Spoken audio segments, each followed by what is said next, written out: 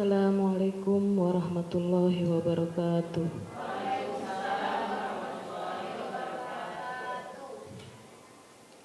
A'udzu billahi minasyaitonir rajim.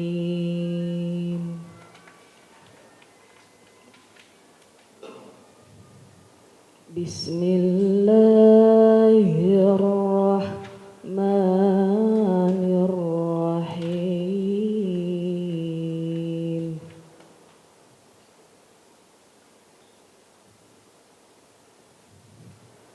Qul ya ayyuhalladzina hadu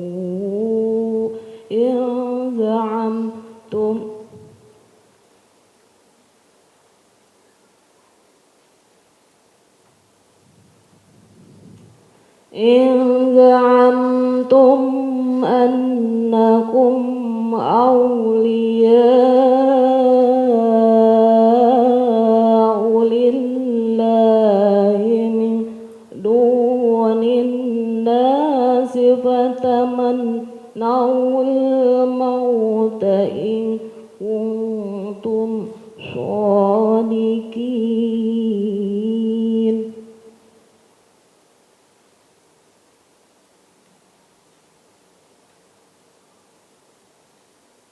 ولا يتمنونه أبدا بما قدمت أيديهم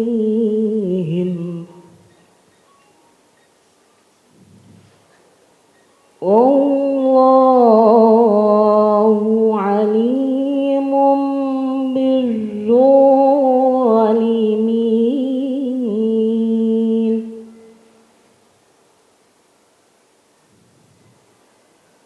قل إن الموت الذي تفرون منه فإنه ملاقيكم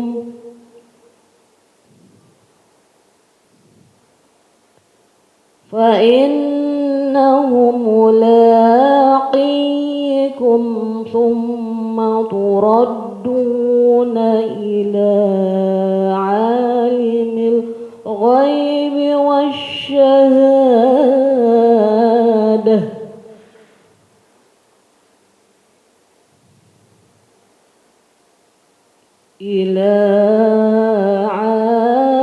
الغيب والشهادة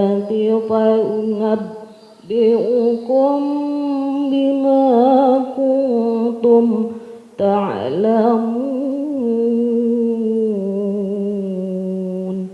Sadaqallahul azim.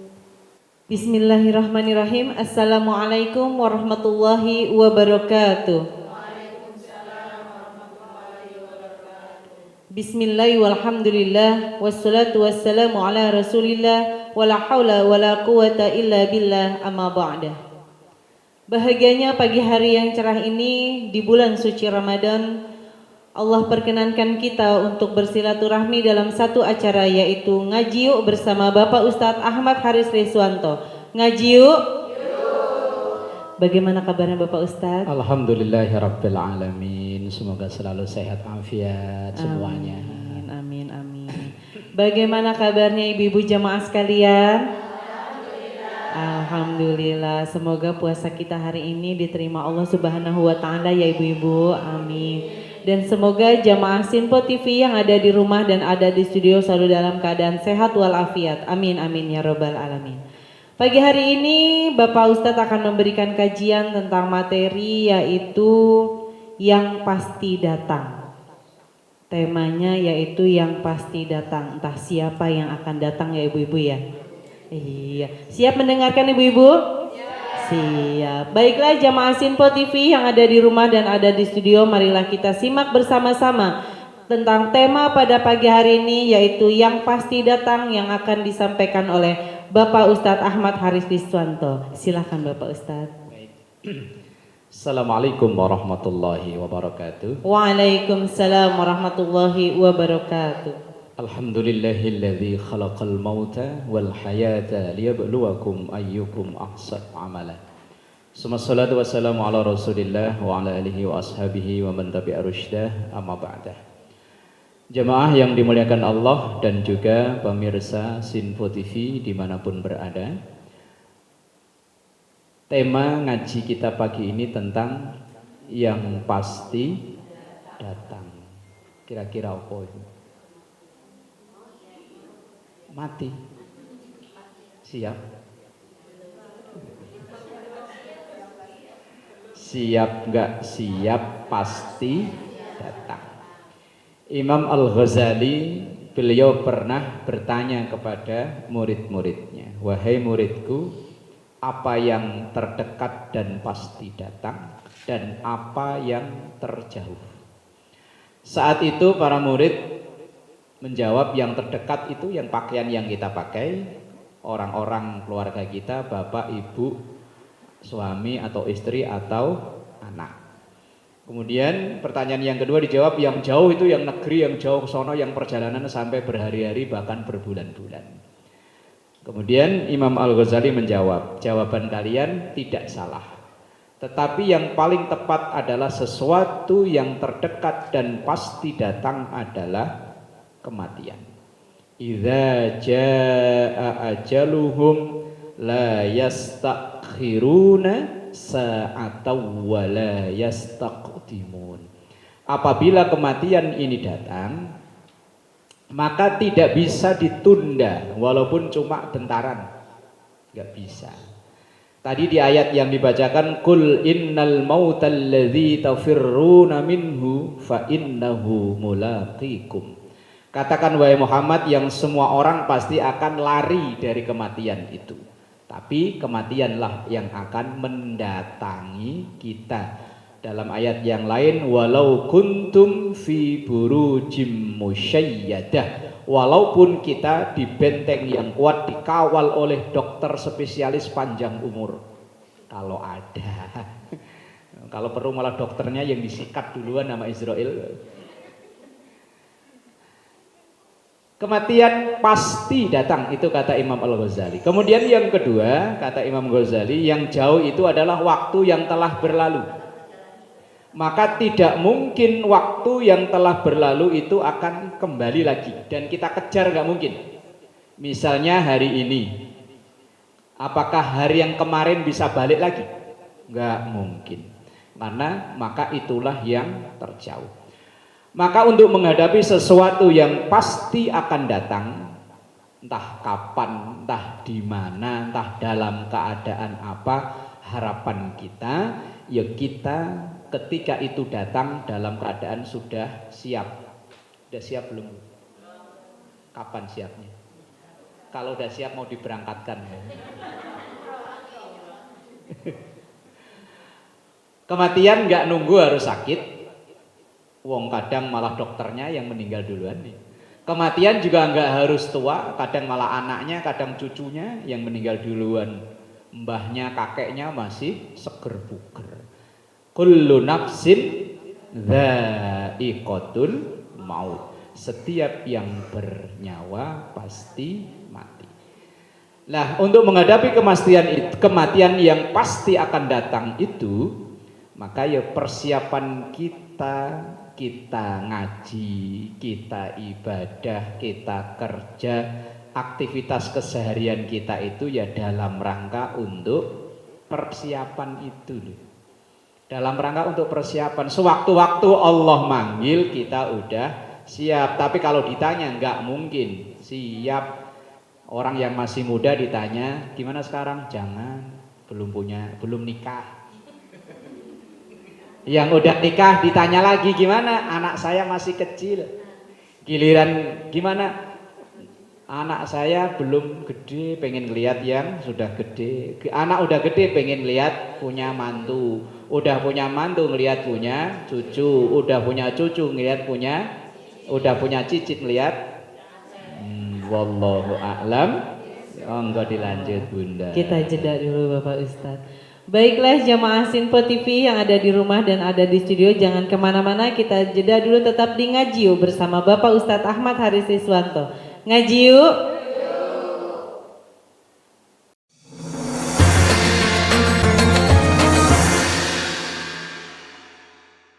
Terima kasih jamaah Sinpo TV yang ada di rumah dan ada di studio, masih tetap di sini di Ngaji Yuk bersama Bapak Ustadz Ahmad Haris Iswanto. Ngaji yuk. Masih semangat ya ibu-ibu? Puasanya tetap semangat ya ibu-ibu? Iya. Sesi kali ini yaitu sesi tanya jawab bagi ibu-ibu yang ingin bertanya tentang tema pada pagi hari ini, yaitu yang pasti datang. Silahkan dipertanyakan kepada Bapak Ustadz dan insya Allah Bapak Ustadz akan siap untuk menjawab. Silahkan ibu yang ingin bertanya. Ya silahkan, tolong sebutkan namanya. Assalamualaikum warahmatullahi wabarakatuh. Waalaikumsalam warahmatullahi wabarakatuh. Saya dengan Mama Ara izin bertanya Pak Ustadz. Kenapa Allah menciptakan kehidupan dan kematian? Mohon penjelasannya. Wassalamualaikum warahmatullahi wabarakatuh. Waalaikumsalam warahmatullahi wabarakatuh. Nanti akan jawab ya Bu sama Bapak Ustadz. Silakan ibu yang ingin bertanya lagi, tolong sebutkan namanya. Assalamualaikum warahmatullahi wabarakatuh. Waalaikumsalam warahmatullahi wabarakatuh. Perkenalkan, nama saya Ibu Imas dari Perumahan Villa Mahkota. Mohon izin bertanya Pak Ustadz. Pertanyaan saya adalah, apa benar ruh yang sudah meninggal bisa mendatangi keluarganya? Mohon penjelasannya. Terima kasih. Wassalamualaikum warahmatullahi wabarakatuh. Waalaikumsalam warahmatullahi wabarakatuh. Dua pertanyaan yang akan langsung dijawab oleh Bapak Ustadz. Silahkan Bapak Ustadz. Baik, jamaah yang dimuliakan Allah dan pemirsa Sinpo TV dimanapun berada. Pertanyaan yang pertama, kenapa Allah menciptakan kematian dan kehidupan? Ayatnya saya yakin ibu apal. Alladzi khalaqal mauta wal hayata liyabluwakum ayyukum ahsanu. Lanjutannya, wa huwal azizul ghafur. Alladzi ialah Allah khalaqal mauta yang menciptakan kematian, wal hayata dan kehidupan. Allah yang menghendaki menciptakan kematian dan kehidupan. Untuk apa? Liyabluwakum, untuk menguji, untuk menseleksi. Kalau bahasa orang lomba mah mengaudisi. Berarti sekarang ini ibu-ibu ini lagi audisi. Untuk apa? Ayyukum, siapakah di antara kita ini ahsanu amala, yang terbaik amalnya. Allah menciptakan proses kehidupan dan kematian ini untuk menseleksi siapakah di antara kita yang nanti akan pulang. Bahasanya pulang tuh ya. Pulang itu harusnya dalam keadaan senang ya. Bentar ini Ramadan, bentar lagi Idul Fitri, pulang kampung, seneng ya. Tapi kalau pulang ke Allah kok pada susah. Pulang. Ketika pulang itu nanti apakah ada yang nanti dikembalikan ke surga atau dipindah tempatkan ke neraka? Wong asalnya kita ini dari surga. Leluhur kita Nabi Allah Adam itu penghuni surga, karena ada satu kasus kemudian dikeluarkan. Lah, pengennya kita anak cucu ini kembali ke sono lagi. Tapi wong orang itu kadang ada yang disuruh hayya 'alas shalah, tanggung. Mas, ada adzan di masjid. Iya, ada di masjid, ada di jalan tabrak truk. Adzan di jalan tabrak truk lah ya, adzan masjid bener. Nah, ada yang dikembalikan ke neraka atau dipindahkan ke neraka. Itu tujuan kenapa Allah menciptakan kehidupan dan kematian. Pertanyaan kedua, serem. Apa bisa pulang? Lah kalau anaknya pindah kontrakan gimana? Apa punya GPS itu? Begini, ada keterangan dalam kitab I'anatut Thalibin, syarah dalam kitab Fathul Mu'in, bahwa penulis dari kitab ini menyatakan bahwa ruh dari orang-orang tua kita pada waktu-waktu tertentu itu akan nyambangi. Bahasa Indonesia nyambangi apa? Mendatangi ahli warisnya. Kalau dulu zaman saya kecil di kampung itu ada puji-pujian, tapi pakai bahasa Jawa, Bu. saben malam Jumat ya kan. Ahli kubur mulih ning omah. Saben malam Jumat ahli kubur pulang. Tapi ini bukan Quran, bukan hadis. Kalau bukan Quran, bukan hadis itu bisa kita percaya, tapi boleh tidak percaya. Kalau Quran dan hadis wajib percaya. Tapi ini bukan Quran, bukan hadis. Lah kalau dalam syair itu mereka pulang karena mengharap doa walaupun hanya sepotong dari ayat Quran dari anak cucunya. Kan kebangetan banget ya warisan dibagi dikasih. Timbang untuk Rabbi firli wali walidayya. Kok tidak mau lah kan kebangetan. Maka dalam lagu itu kan kalau emang bisa itu anak-anak yang gak pernah doain, kalau bisa harta benda yang kesisa mau saya beresin, saya mau bawa pulang sono. Nggak bisa gimana lagi. Lah harapannya setiap yang sudah kembali itu kan al-mayyit kal gharikil mughawis, bahwa orang yang sudah meninggal itu ibarat seperti orang yang tenggelam. Maka orang yang tenggelam itu butuh pertolongan orang yang tidak tenggelam. Lah kita yang masih hidup ini diibaratkan orang yang tidak tenggelam. Maka mereka yang sudah berpulang itu membutuhkan bantuan kita minimal ya dengan doa. Doa ya sebisa-bisa kita, syukur-syukur ya doa yang macam-macam, minimal ya tadi Rabbi firli dan seterusnya. Atau ketika kita sedekah, sedekah walaupun mungkin jumlahnya tidak banyak, cukup 2 juta sehari. Enggak banyak, cukup 2 juta sehari. Lah iya, umpama lagi naik mobil di perapatan ada yang prit Pak Ogah 2 juta. Orang terlanjur kaya kok. Lah niatkan untuk orang tua. Kita yang sering mendoakan nanti insya Allah akan didoakan. Tapi kalau kita tidak pernah mendoakan ya jangan berharap nanti didoakan. Hukum timbal balik, hukum sebab akibat ini ada dalam agama kita. Maka selama kita atau mumpung kita masih ada di alam dunia ini, mulut masih gerak, badan masih bisa gerak, maka seringlah kita mendoakan orang-orang tua kita. Apalagi yang sudah tidak ada. Karena mereka sangat-sangat butuh bantuan.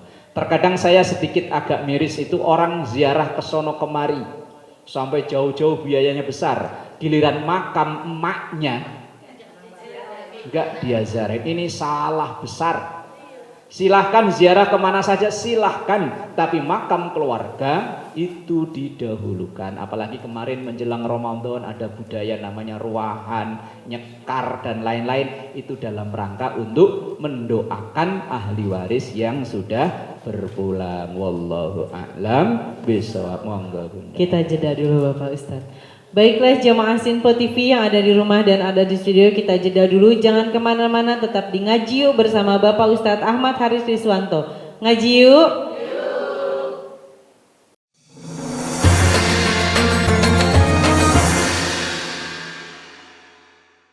Terima kasih jamaah Sinpo TV yang ada di rumah dan ada di studio masih tetap di sini di Ngaji Yuk bersama Bapak Ustadz Ahmad Haris Riswanto. Ngaji yuk.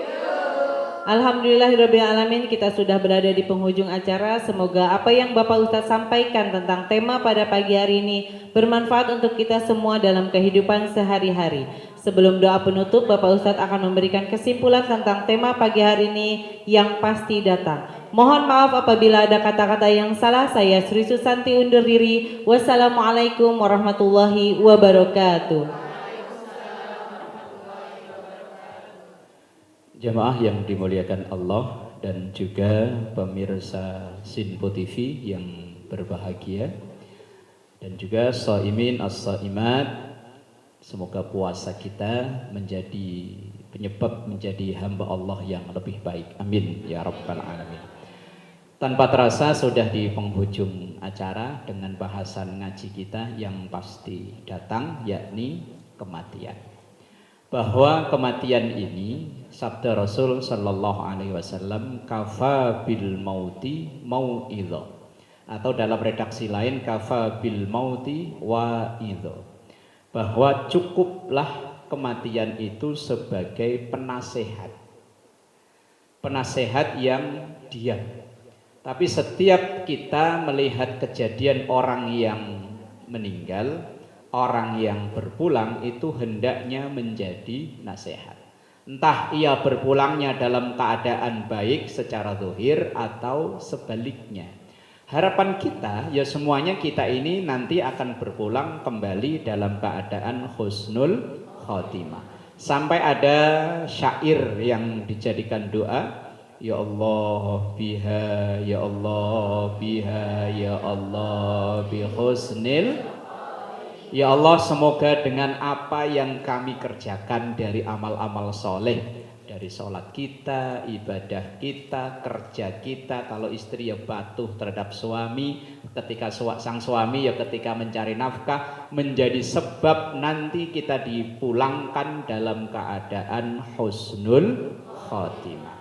Karena ketika seseorang kematiannya dalam keadaan husnul khotimah, surga insya Allah balasannya. Tapi sebaliknya, ketika su'ul khotimah, ini su'ul khotimah bisa menghinggapi siapa saja.